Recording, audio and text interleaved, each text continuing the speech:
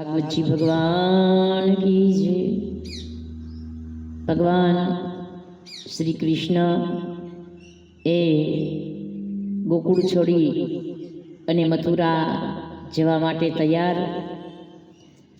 व्रज शून्य बन्यु अने वखते तमाम गोपीजनों गया छे। रस्तो रोकवा माटे राधाजी ने पूछ्यु, पण राधाजीए ना पाड़ी कि जेना चरणों में अपनी प्रीत होय ने, प्रेम होय ने, त्याग होय, समर्पण होय, भक्ति होय तो एनी पासे कोई फरियाद करवानो आपणो हेतु नथी। भगवाननी इच्छा ए ज आपणी इच्छा। जेही विधि प्रभु प्रसन्न मन होई, करुणा सागर कीजिए सोई। जेवी मालिकनी इच्छा।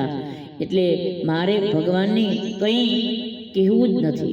राधाजीए ना पाड़ी, पण गोपीजनों पेला शिकायत करती थी, फरियादों करती थी, व्यंग करती थी, कटाक्षो करती थी अने आजे पण ए मार्ग रोकवा माटे निकळ्या छे। पेला तो ब्रजवासीओ बोल्या छे के हरि विना हवे ना रेवाय, एवो उद्धव यमथी।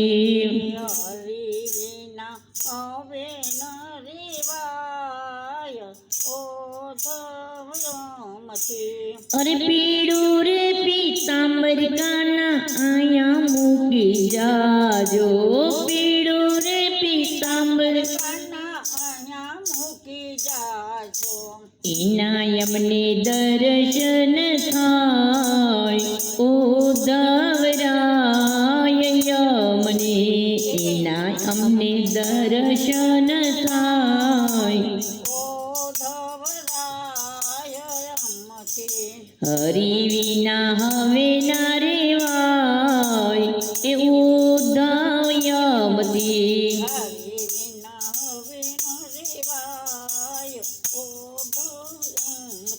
शीर पर नो मुकुट काना आया मूकी जाजो।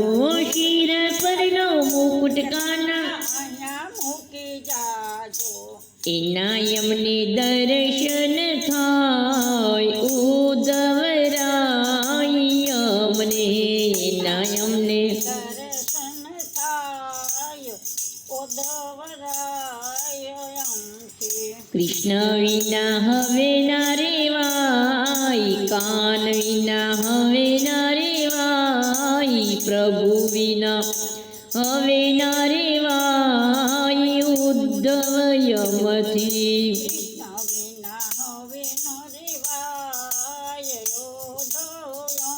भगवान ने कहे कि पीड़ू रे पीतांबर काना अहींया मूकी जाजो।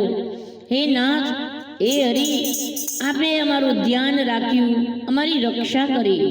वीजળી थी बचाव्या, वायु थी बचाव्या, राक्षसों थी, आसुरी वृत्तिओ थी आपे तो अमारी रक्षा करी छे। अने आजे ज्यारे आ व्रज छोड़ीने जाओ छो तो एक काम करजो के एक पीळुं पीतांबर आपनो अहींया मूकी जाजो, जेथी अमे एना दर्शन करशुं अने मारा हरि भगवान छे ठाकुरजी एवा भावथी अमे अमारा दिवसोने पसार करशुं। पण भगवान आथी रथ लई बलराम ने श्री कृष्ण निकळ्या। व्रजवासीओए दर्शन कर्या, पण रસ્તામાં गोपीजनो जे આગલા જન્મના ઋષિમુનિઓ હતા એ બધા રથ રોકીને રસ્તામાં ઊભા છે કે પ્રભુજી મારા રુદિયા ઉપર રથ મેલો, રાજ ગોકુળ વેલેરા હરી આવજો રે। હે અક્રૂર, તારી ફોઈબાએ તારું નામ ખોટું પાડ્યું, તું ક્રૂર છો, અક્રૂર નથી। કારણ કે અમારા ભગવાનને તું લઈ જાય છે। આ રથ હરિને લઈને તું જાસ ને, કૃષ્ણને લઈને રથ ધરતી ઉપર નથી હાલતો, અમારા હૃદય ઉપર હાલે છે। અમારા હૃદય ઉપર ચાલી રહ્યો હોય એવી અમને પીડા થાય છે। અમારા ભગવાનને તું રથમાં બેસીને ઉદ્ધવ એકલા કેમ આવ્યા, માધવને ક્યાં મૂકી આવ્યા, કહો ને ઉદ્ધવ એકલા કેમ આવ્યા। જ્યારે પાછા ફરે ત્યારે પણ ગોપીજનો બોલ્યા છે। આજે ભગવાન શ્રી કૃષ્ણ નીચે પધાર્યા, પૂછે છે કે અહીં રસ્તામાં કેમ ઊભા છો?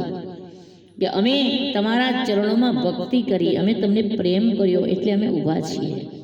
ભગવાને બહુ સુંદર વાત કરી કે પ્રેમ કોને કહેવાય એની તમને ખબર નથી. પ્રેમ માની ભક્તિ. ભક્તિ એ છે કે ભગવાનની ઈચ્છામાં પોતાની ઈચ્છાને ભેળવી દે, એનું નામ છે ભક્ત. તમને પહેલા તો ભક્તિના ભની ખબર નથી, કારણ કે એમાં ફરિયાદ ન હોય. ભક્તિની અંદર ગમે એટલી ભક્તિ કરી નરસિંહ મહેતાએ એકનો એક પુત્ર શામળસાનું મૃત્યુ થયું, પણ ક્યારેય એને ભગવાન શ્રી કૃષ્ણને નથી કહ્યું કે હે નાથ તમે આ શું કર્યું. એને ખ્યાલ હતો કે જેટલી જિંદગી હોય એટલું જ વ્યક્તિ જીવી શકે છે, એટલે નરસિંહ મહેતાએ ક્યારેય ફરિયાદ નહોતી કરી. દુઃખ આવે ત્યારે ફરિયાદ ન કરાય.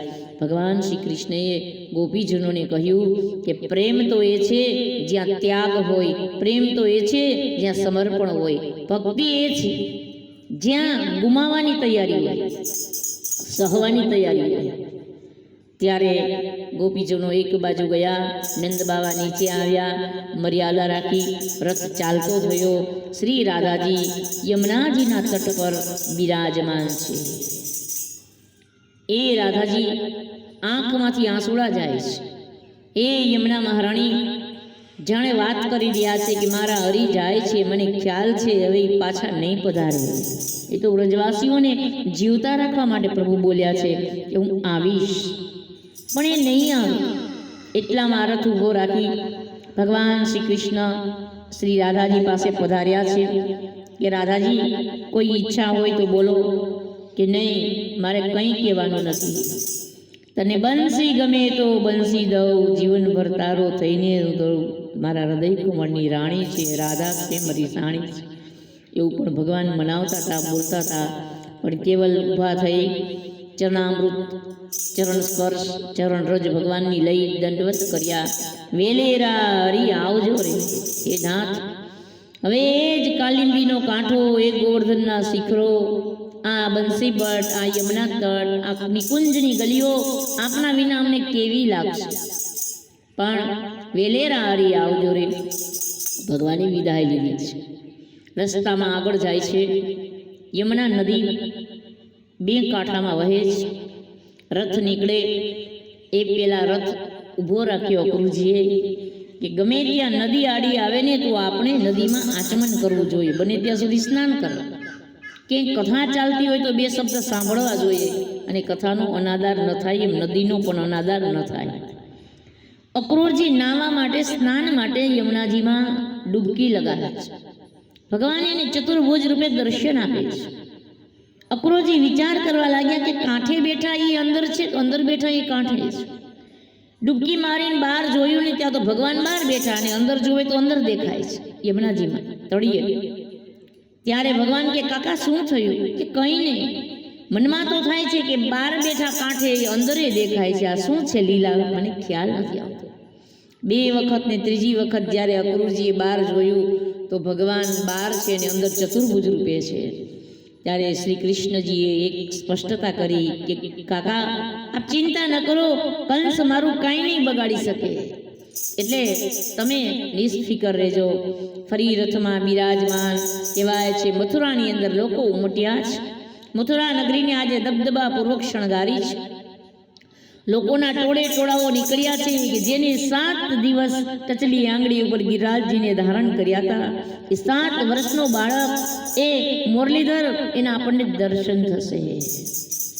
ગોપીજનોએ જે હરિને હૃદયમાં રાખ્યા છે, નયનમાં વસાવ્યા છે, એ પરમાત્મા આજે પધારી રહ્યા છે. મારી માલણ છે, મારી એ ફૂલનો હાર લઈને ઊભો છે. પણ સુખદેવજી મહારાજ લખે છે કે જેવા ચાલતા થયા ને એટલે રંગારો આવ્યો. કંસ રાજાના લોકોના કપડાં લઈને જતો હતો, અને ભગવાન શ્રી કૃષ્ણને જોયા ને એટલે કંઈ બોલવા જાય ને ભગવાનને ખબર હતી આગલા જન્મમાં ધોબી હતો અને આ જન્મમાં ધોબી જ બન્યો છે. જેનો સ્વભાવ હોય ને એ બધા જન્મની અંદર એવો જ રહે. અને ત્યારે સીતાજીને મેણું માર્યું હતું અને રામે સીતાનો ત્યાગ કરવો પડ્યો હતો.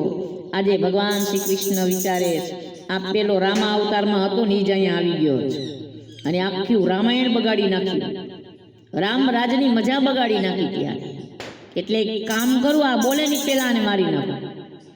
ભગવાન શ્રી કૃષ્ણ એક જ મુષ્ટિકાનો પ્રહાર કર્યો, ધડ ને મસ્તક અલગ.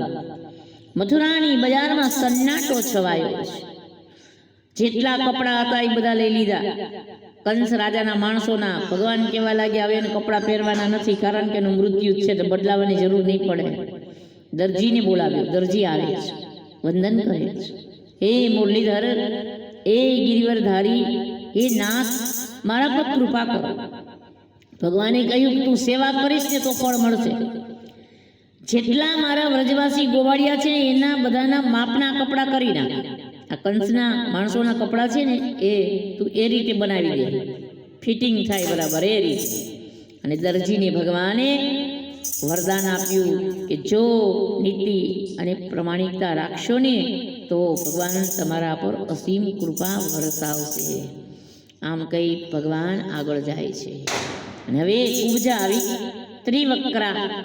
એને જોવે ને કોઈ હશે ને એવું બને જ નહીં. ચંદનનો કટોરો, સોનાનો કટોરો છે, અંદર અગર ચંદનના સુગંધિત દ્રવ્યોથી ભરેલો છે. કંસની સેવામાં હતી, કંસની સેવા માટે જઈ રહી હતી. અને એટલામાં ભગવાન શ્રી કૃષ્ણના દર્શન થયા. નેત્રો લાગી ગયા. ઓહો, શું સ્વરૂપ છે! અત્યાર સુધી તો રાજ હતું ને આ કંસનું, પાપીનું, પાખંડીનું, એટલે એની સેવા કરવી પડી મારે. ન કરું તો મને જીવતી ન છોડે. પણ આજે તો હવે કંસને મને મારવી હોય તો ભલે મારી નાખે, પણ આ અગર ચંદન સુગંધિત દ્રવ્ય આ મુરલીધરને જ હું અર્પણ કરીશ. આમ કહી ભગવાન શ્રી કૃષ્ણને બલરામજીને તિલક કર્યું, નાભી પર ચંદન લગાડ્યું. અને ભગવાન શ્રી કૃષ્ણ બોલે છે, સુંદરી. ત્યારે કહેવા લાગી કે જગતના લોકોએ તો અમારી મજાક કરી. હું ત્રિવક્રા છું, કુબડી છું, મારું સ્વરૂપ સારું નથી, એટલે દુનિયા તો મારી મજાક કરે, તમે મજાક કરશો. ભગવાન શ્રી કૃષ્ણ બહુ સુંદર બોલ્યા કે હું મજાક નથી કરતો. આગલો અવતાર તારો સારો હતો, તું મંથરા હતી, અને હું રામા અવતારમાં રામ હતો. અને આજે તને મારા ચરણમાં પ્રીત થઈ છે, તે ભક્તિથી મને આ ચંદન અર્પણ કર્યું છે, એટલે હું તને સૌંદર્ય પ્રદાન કરું છું. ભગવાન શ્રી કૃષ્ણએ કુબજાના પગ ઉપર પોતાના ચરણ પધરાવ્યા, મસ્તક પર હાથ રાખ્યો અને 16 વર્ષની સુંદરીનું સૌંદર્ય પ્રદાન કર્યું છે. ભગવાન બોલે છે, માંગ. ત્યારે એને કહ્યું, આપ મારે ઘેર પધારજો. અને ભગવાને કુબજાને પટરાણી તરીકે પેલાવેલા સ્વીકારી છે. એટલે તો ગોપીજનો બોલ્યા છે કે ઘર કી પ્રીત પસંદ નહીં આઈ, અરે કિન્હી પ્રીત પરાઈ. અને ગોરી રાધા કો બિસરાઈ, એ કાલી કુબજા ભાઈ. મોહે નિંદ નહીં, મોહે ચેન નહીં, મન ગયા શ્રી કૃષ્ણ કે પાસ ખીરી. દર્શન બિન વહી બાવરિયા, ઘર આવો મેરે સાવરિયા કાના, ઘર આવો મેરે સાવરિયા. घर की प्रीति पसंद नहीं आई, किन्हीं प्रीत पराई. राधा जी સાથે લગ્ન થયા હતા ભગવાન કે કાલી કુબજા ભાઈ, ગોરી રાધા કો બિસરાઈ.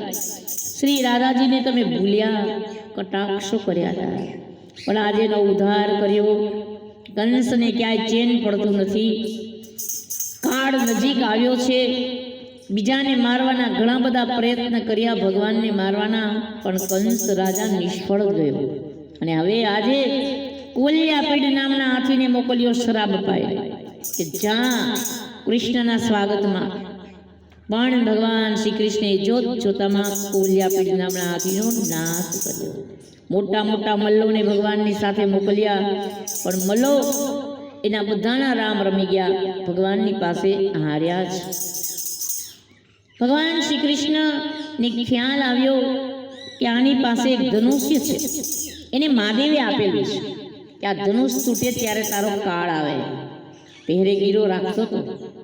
ભગવાને જોત જોતામાં એના પહેરેગીરોને મૂર્છિત કર્યા ધનુષ્યના કટકા કર્યા, ટુકડા કર્યા.